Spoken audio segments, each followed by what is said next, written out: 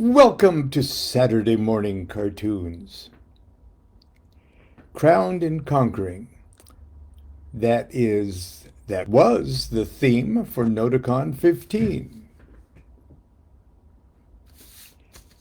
And they gave me this swell t-shirt too. Anyway, here is my badge. Okay. From Noticon. And they called me because it's my 50th anniversary and it was my birthday too, or right around birthday month. They called me Baba Lon. Okay. And because I live in Sacramento, my local OTO body is 418 Oasis in Sacramento, which was originally chartered to Phyllis Seckler. Okay. And you notice there it says fifth degree plus. That's because over fifth degree, it's really nobody's business what what your OTO degree is. Anyway, isn't that just absolutely beautiful? And I'm trying to zero in on that thing there. And so I'm wearing that T-shirt today in honor of the sweet memories of Noticon 15 up in Portland. So I've been when you turn 77 and start celebrating 50th anniversaries of things, you spend a lot of time remembering things, and while you can, and the older you get, obviously, the more of your past acquaintances pass away, and that's just life. I'll pass away too. Please bury me in the cemetery Père Lachaise in Paris, please. Just between Jim Morrison and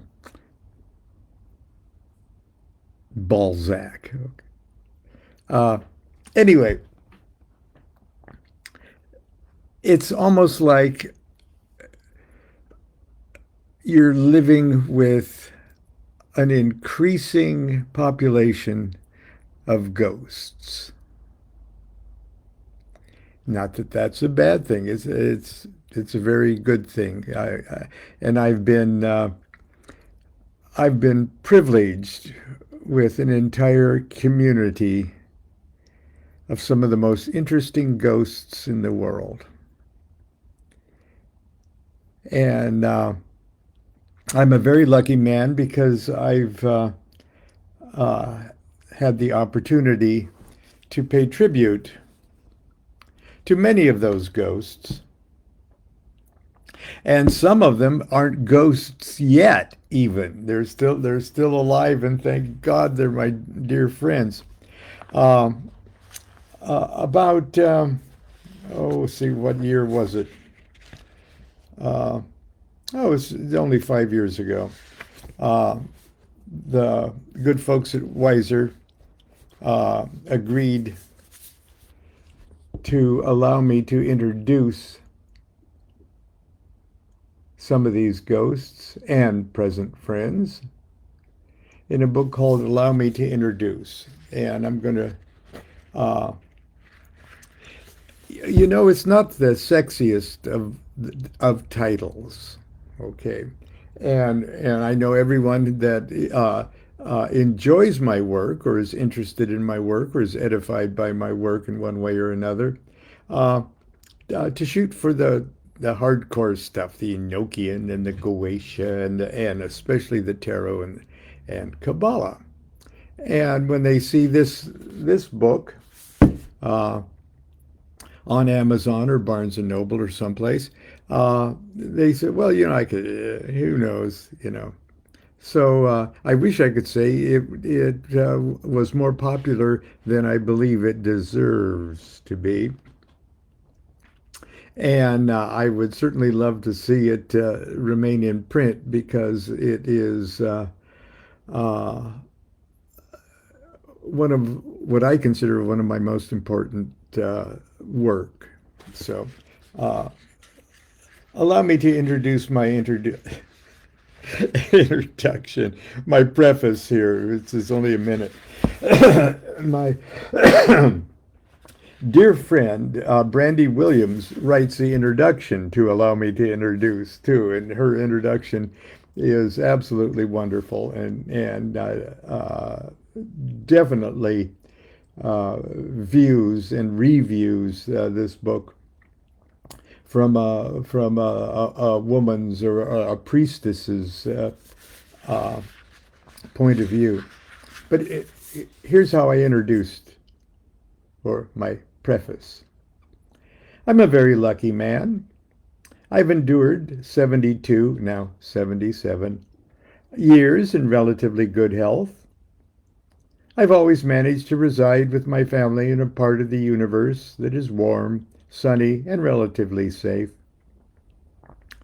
I'm blessed to be married to a beautiful saint of a wife and father to a brilliant doctor of a son. Month after month, year after year, I somehow scrape up the rent and put food on the table. The DuQuettes live modestly. That's the biggest understatement. Yeah. The DuQuettes live modestly. We've never owned a house, a new car, never had a credit card. Considering the fact that I'm a bit of a bum, that I possess little ambition, have never made any long-term plans or set goals in life, I'm as happy as any human being deserves to be. In 1950, I was lucky when that pain in my hip was Perthes' bone disease and not polio. In 1955, I was lucky to catch the first cultural wave of dawning rock and roll and television. In 1960, I was lucky to be given a guitar. In 1965, I was lucky to become socially awakened and impelled to involve myself in the peace and civil rights and social justice movements. In 1966, I was lucky to be introduced to LSD and the subtle wisdom of the I Ching and the Tao and the teachings of Lao Tzu and Buddha, Yogananda, Yogi Ramacharaka, Ramakrishna, Vivekananda, Alan Watts, and Timothy Leary. In 1967, I was lucky to become so prophetically inspired while on LSD that I telephoned Constance in Nebraska and proposed marriage. I was profoundly lucky. She said yes, though she says the jury is still out whether or not she was lucky. In 1969, I was lucky to sign an artist-songwriter recording contract with Epic Records. In 1971, I was lucky when I accidentally enrolled in the Lee Strasberg Theater and Film Institute. In 1972, I was lucky to be amused and fascinated by the works of Aleister Crowley. In 1975, I was lucky to meet and be initiated by the aging disciples of Crowley's magical orders and formally began my study and practice of Western ceremonial magic. In 1988, I received a phone call from one of my favorite contemporary authors, Christopher S. Hyatt, Ph.D. A year or so later, I had initiated him into our local lodge of Ordo Templi Orientis in Newport Beach. He asked if I would care to contribute a chapter to his new book on Western Tantra. I'd never thought about writing anything professionally, but I felt like some, but I, but it felt like something I might enjoy. So I said, sure. I borrowed a friend's word processor and woke up, and wrote up a few words that I felt would be appropriate.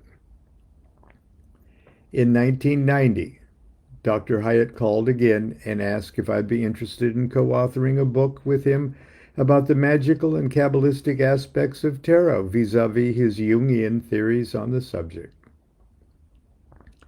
I told him I was completely unqualified to comment authoritatively and suggested he try someone else. When he asked who, I was hard-pressed to come up with the name of a living authority. It dawned on me in the years I had been blissfully studying and practicing this stuff, most of my personal mentors had died. I said, sure. And for the next 2 years, Dr. Hyatt and I would write 4 books together. I would contribute to a handful of other books released by the same publisher. Since then, and for the last quarter century, I've enjoyed wonderful relationships with other fine publishers and have had written a number of books on magic, tarot, Kabbalah, Freemasonry, indeed, whatever subjects I might care to write about. Over the years, it's been my good fortune to make the acquaintance of some of the most talented and most esoteric writers of my generation, some of whom from time to time have graciously invited me to contribute introductions or forewords to their books. For me, this is a great honor and privilege. I take these opportunities very seriously because they oblige me to do my best to cut to the chase and distill my thoughts on any particular subject and do it as succinctly as possible.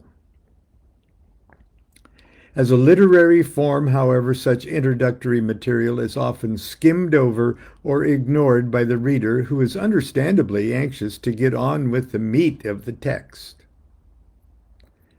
I was sad to think that these short writings would likely remain the most overlooked of all my works.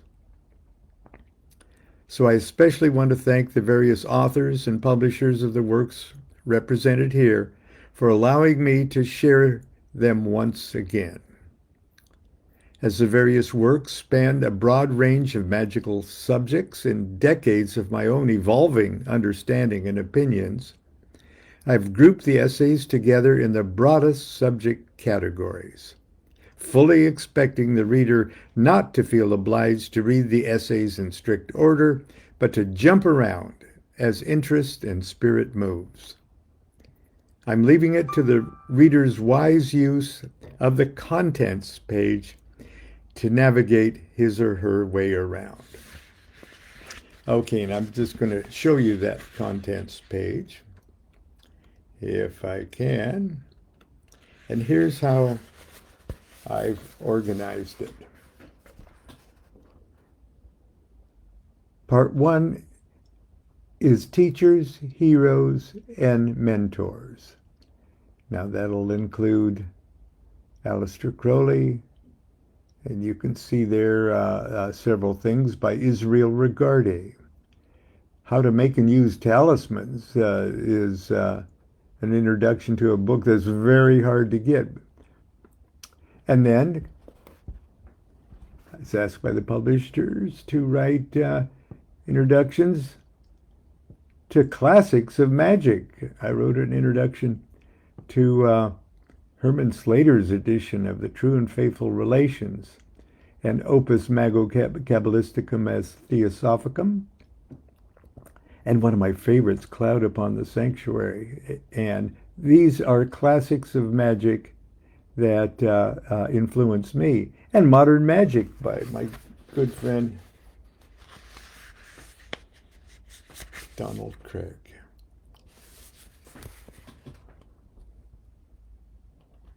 Part 3, Kabbalah and Tarot. There's my introduction to QBL, one of the most influential books for me. The Serpent Tongues by Jake. Oh, can't. Okay, another ghost has slipped away. Kabbalah work book for magicians. Uh, Secret Language of Tarot, Tarot and Psychology, and the Music of the Tarot. I wrote the liner notes for the Gordon Brothers album. Uh, Thelemic Magic, Kabbalah, Magic, and Thelema, Grimoire of Thelema, Abrahadabra, Rodney Orpheus. Okay. Thelema, After the Angel. Wonderful book about the Holy Guardian Angel. Okay. And broke it up into Noticon Magic. I wrote the introduction to the complete Enochian dictionary and Lost Art of Enochian Magic, and then Magical Freemasonry and part 7 was 7 magical miscellany, finding the way about the Tao, New Hermetics, art and practice of geomancy. Okay.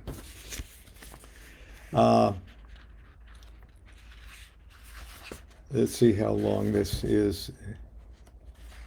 Yeah, I'm going to read just one.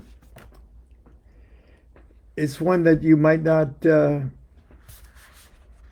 even heard of,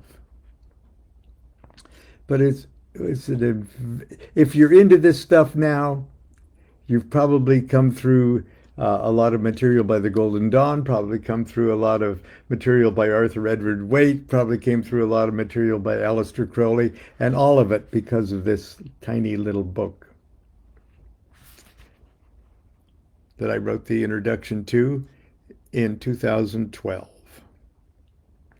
The Cloud Upon the Sanctuary. The epigraph is by Arthur Edward Waite himself. Oh, A Cloud Upon the Sanctuary is written by Karl von Eckenstausen and translated by Isabel Steiger. And it's in the Weiser. It's a Weiser edition. And probably on Kindle. Okay. Waite writes, A Cloud Upon the Sanctuary has, I believe, always remained in the memory of a few and is destined to survive, for it carries with it a message of very deep significance to all who look beneath the body of religious doctrine for the one principle of life which energizes the whole organism.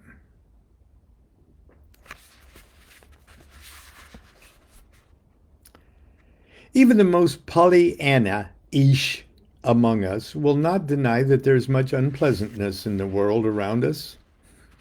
God. Wars, disease, hatred, and discord. There seems to be no limit to the crimes and atrocities that our kind is capable and willing to inflict on others of our kind. It's easy for us to disparage as evil the fundamental character of human nature, and ultimately resign ourselves to lives of quiet desperation, surviving day to day by means of our moment-to-moment success in choosing the lesser of two evils. Or choosing the lesser evils. There's a lot more than two, okay. It's easy to grow cynical and discouraged when pondering the state of affairs on planet Earth. The nightly newscasts lay out a dinnertime smorgasbord of military conflicts, famines, civil unrest, economic ruin, and I will add genocides. It is cold comfort to observe that there has never been a season in all of recorded history that has been free of such suffering, injustice, and shameful display of man's inhumanity to man. One can argue quite convincingly that civilization, indeed all human enterprise has always been and forever shall be driven by the cruel and ignoble motives of greed and avarice of the human heart. It is also not too much of a jump in logic to assume that all this unpleasantness which we are helpless to resist or vanquish is a result of a master plan hatched by villains whose embrace of absolute evil has reached perverted spiritual dimensions. Everywhere we turn, on the internet, in the newspapers, on television, radio, conspiracy theories and theorists assail us with plots and intrigues hatched by governments and industries and secret societies that run the governments and industries, who allegedly use information as disinformation to confuse and befuddle us, making us pawns in some monstrous plan for world domination, space alien cuisine, or something transcendently naughty. Ironically, many of these conspiracy theories and theorists seem to have fallen victim to their own distrust of the obvious, and with the wagging finger of accusatory paranoia have singled out the very organizations and movements most vocally opposed to the evils they fear and despise. Such is the danger of trying to out-disinformed the disinformed. Thus, the Freemasons, the Rosicrucians, and the Illuminati, societies and movements that were founded on the most admirable ideals of freedom of thought and the brotherhood of man, are now agents of Satan. Or the monolithic church, or the world bankers, or the Jews, or reptilian space aliens. At the same time, unless we've allowed ourselves to be completely overwhelmed by the depressing conditions wrought by the world's evils, we are forced to acknowledge what appears to be evidence of evolving consciousness. In particular, the breathtaking advances in human thought, arts, sciences, quantum leaps in consciousness that in a few short decades have elevated the conversation from arguments over how many days it took God to create heaven and earth to whether or not a particle traveling faster than the speed of light moves backwards in time.